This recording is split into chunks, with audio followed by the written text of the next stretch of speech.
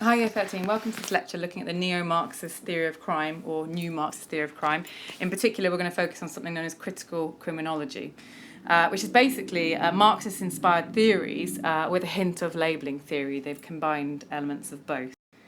So what is critical criminology? Well, the guys who wrote this particular paper, if you like, was Taylor, Walton and Young, or Young et al., around about 1973.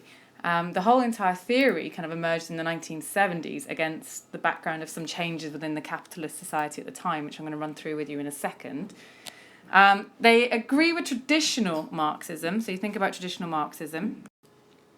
So you've got the manipulation of values, like ideological control. You've got unfair law enforcement, unfair law creation, and the element of individual motivation, which is criminogenic capitalism, if you like. So they do agree with capitalism in the sense that they agree that the state defines certain acts as criminal, and as a result, this generally criminalises certain groups. For example, the working class, the poor, the impoverished, the less powerful. And they agree that capitalism causes extreme inequalities in wealth, and this is the key in understanding crime, why it happens, and people's individual motivations. However, they also disagree with traditional Marxists on a range of issues. So they are actually quite critical for Marxism for being too deterministic, as they don't believe that workers committed crime just out of economic necessity. They also reject other deterministic explanations like anomie and subculture, so you can use them to sort of critique functionalism and subcultural explanations for crime as well. They actually argued that people make voluntary choices to commit crime, okay? And there's clear evidence for that, otherwise everybody in poverty would commit crime, but they don't. So there's some people who choose and some people who don't, so there's an element of free will. So therefore, they saw crime as a deliberate act, arguably with political motives. So what they meant by that was that many crimes are actually against property, and this could be seen as a bit of redistribution of wealth, a bit like a Robin Hood, robbing the rich to feed the poor. So they actually said that criminals believed that they were struggling to change their society. Many criminals could justify their actions in terms of the unequal society they found themselves in, and that's why they were committing the crimes, to kind of readdress that balance in a variety of ways. So it's really important that we consider, as part of this theory, what the criminal or deviant act actually means to the criminal. Like, why are they committing that particular crime?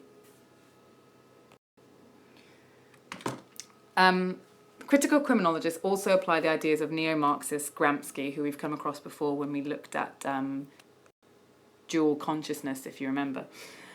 So, according to Gramsci, capitalism has hegemonic dominance in the sense that it's the single dominant economic system that most of us accept as being the best system for us. That's what hegemony is, when you've got a single thing controlling something. So Gramsci argued that the aim of the state is basically to manage capitalism when it's suffering from a crisis of hegemony. And they did this predominantly by diverting attention away from the real problems of capitalism by finding a scapegoat, predominantly through the process of labelling. So what he kind of means by that is the state, and that's not just the government, if you like, but he also kind of lumps in like the media, the state, the police. They're all responsible for trying to keep capitalism popular, keep it the dominant idea when it's suffering a crisis of hegemony. So a crisis in the sense that people are maybe starting to see it's unequal. A good example of that is the current recession we're arguably coming out of, apparently, which led to very high unemployment, and there was clear evidence of unethical banking. And quite a lot of people started getting pretty annoyed at the inequality in the system and what went on with the banking. However, the state arguably was able to kind of develop a few scapegoats to distract us from the sort of the ruling class, if you like, and what they're up to with the big capitalist institutions, where we actually end up blaming other powerless groups in society for the lack of jobs. So can you think what group has been blamed for the lack of job opportunities in the UK? A relatively powerless group, unable to defend themselves. See if you can think who that group might be. So just to give you a bit of context to the emergence of this theory, now we've kind of pulled all the elements together that it agrees and disagrees with. In the 1970s, there were many examples of a resistance to capitalist oppression. So you had anti-Vietnam demonstrations that we've talked about in the belief side of the course. We've got student protests, union strikes across America and the UK, miners' strikes, Black Power and civil rights protesters, again, predominantly an American thing. Gay liberation was predominant in both the UK and America, and the feminist movement was still going strong. According to Gramsci, all this sort of stuff could have been seen as a crisis of hegemony. All these groups sort of challenging the dominant ideological systems in society, and they're saying they wanted social change, they wanted more equality, which didn't fit in with the capitalist model. So, arguably, capitalism was losing its ideological control as we saw what Gramsci called a rise of proletarian consciousness and a decline of false consciousness. And remember, he talked about dual consciousness.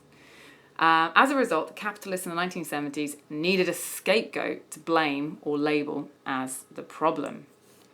And we're going to be looking at who that scapegoat was in lesson. So they developed a fully social theory of deviance to explain crime in the 1970s onwards. Again, they just sort of felt that the Marxism and functionalism were all a bit out of date. They needed something a bit more in tune with what was going on in modern society.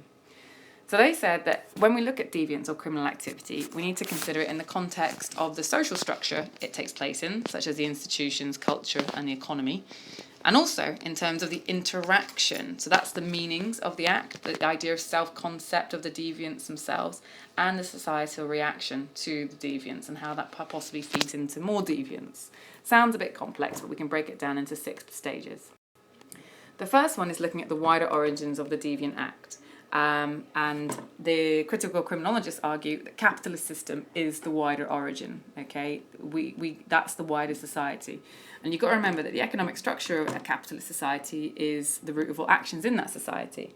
And capitalist societies, wealth is distributed unequally, but we're all socialized to desire material wealth. Okay, so you can link a bit of strain into that element, but remember we are talking about Marxism, not functionalism. Then you need to consider the immediate origins of the deviant act. Now, this is the actual context in which an individual chooses to act criminally, and if you like, their motivation. And in the same context, you might think, well, hang on, lots of people didn't choose to act criminally, so it's why some did decide to act criminally. So this is looking at the actual causes that are at the heart of an individual choosing to commit a specific crime. So is it because they were suffering poverty and they were desperate? Is it because they were seeking revenge because they'd been slighted by something? Or were they bored and simply looking for the thrill? Okay, so we've got to look at the actual motivation of the individuals who commit the act. You've also got to consider the act itself, which not many people do. Like, what did the act actually mean to the criminal themselves? Why would they choose to commit that particular type of crime? And again, the act itself, was it a form of rebellion against capitalism? Was it a form of rebellion against racism, rebellion against inequality?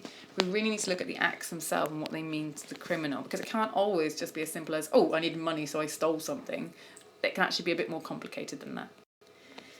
Then this is kind of when we might sort of see a bit more of the interactionism coming into this theory, where we look at the immediate origins of the societal reaction. So that's the reactions of those around the deviant, such as the police, the family, the community, when they discover the deviants. So, for example, do the police tend to respond differently to black offenders or potential black offenders? Or do members of the public treat certain groups and actions differently? And what sort of, and in a second we're going to look at the impact that might have on the criminal themselves. And is there a particular reason why the immediate reaction may be quite severe, having been influenced by a moral panic? Like, is there an over-immediate reaction as opposed to maybe just coming across something and not doing much about it? Then we have the wider origins of the deviant reaction. So why, this is about the background, and that includes things like law creation and enforcement and the role of the media. So why might a particular criminal act or a group of people, why might they be treated so negatively? Why might they be seen so deviant? Against what sort of background is this deviant reaction coming from? So this is very much about who has the power to define an act as deviant, or label it if you like, and who has the power to stereotype a group as deviant, and why they'd want to. And this is where we link in Gramsci's scapegoat. So it's always worth having a think about who does it kind of benefit to demonize this group? Who does it kind of distract from if we can pick on this particular weaker group in society? And again, got to think about why are some acts treated more harshly than others, and why are some groups treated more harshly than others, particularly the working class and the black community. And another way of thinking about it is, do people react in the same way to female sexual abusers as they do to male? Because that's something to do with the wider origins of the deviant reaction. You could argue that when it comes to female sexual abusers, that is seen as even more deviant, and therefore the reaction is even more severe, because that's against the background of the idea that, women are caring, women are loving, they wouldn't do that. We've also got the effects of labelling on the deviant themselves, and this is possibly the most powerful element of this theory, I think.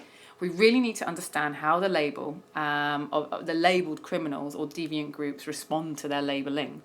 And this is very much linked into Becker's idea of self-concept. Like, how do they start to see themselves? And will a criminal or deviant label, will it become their master status, in the sense it's the only thing that people will see them as? Like, that is the criminal, that's the person who shoplifted, that's the only thing they'll see them as opposed to seeing them as a boy or a man or a mum or a daughter.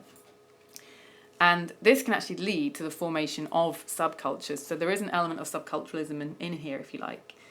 Because if you are treated as an outsider, if you're labelled as a criminal, and you start to see that as your self-concept, you're likely to try and find a group of people who share a similar self-concept to you, where your behaviour will be seen as normal, hence subcultures.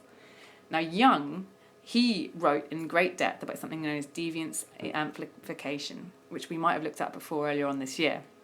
Now, this is a really key process where the social reaction to the deviance in itself creates more deviance.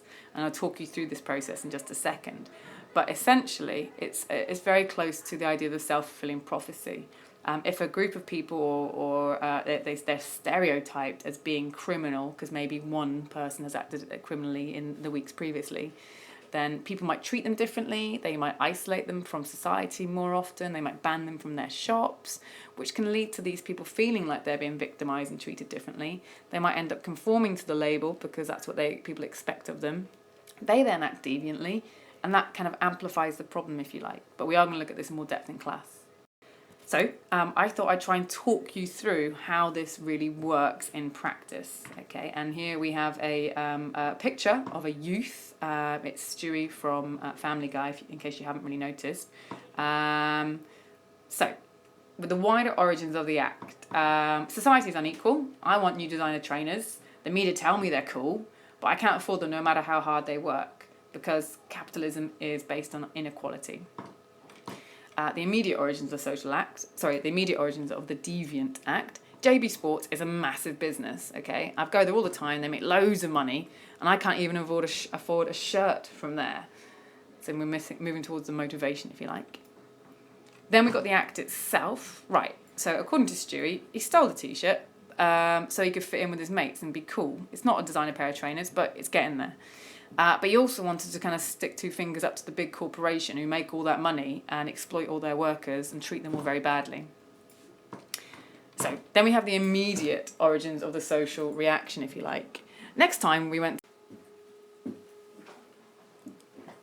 we have the immediate origin of the societal reaction. So imagine Stewie and his mates. Next time they went to the Arndale Centre, the police stopped and searched all young people wearing hoodies. And the shop assistants shot them really dirty looks in the shops. Okay, so immediately people are starting to treat these people differently for the behaviour of just one, if you like. And then we have the wider origins of the social reaction. So the local newspaper, like the Herald or whatever, the Courier, they ran news stories about feral youths intimidating public in the town centre. Then you got increased police presence always around, following them around the shopping centre maybe. Not allowed in the shops anymore, more than two at a time. They might not be allowed to hang out on the benches in the high street even. So they're actually even more bored now because they're not able to partake in any normal social activities. And finally, you've got the effect of the label on this group. If everyone in this town thinks we're criminal, then why the hell should we behave? Let's go and rob as many stores as we can get away with. They all think they're going to do it anyway. we're already been treating like we're a bunch of criminals, so let's just go and act criminally, and therefore we've had what we call deviancy amplification. The key thing is, amongst all this process, it's against this backdrop of society being really unequal and a bunch of yous who haven't got anything to do because they're suffering poverty. However, instead of sort of blaming the inequality of capitalism, society sort of blames youths for inequality. They blame youths for the problems. They're the ones that stop people having a good social time in town, as opposed to the inequality that capitalism possibly creates. Okay, thanks for listening, Year 13.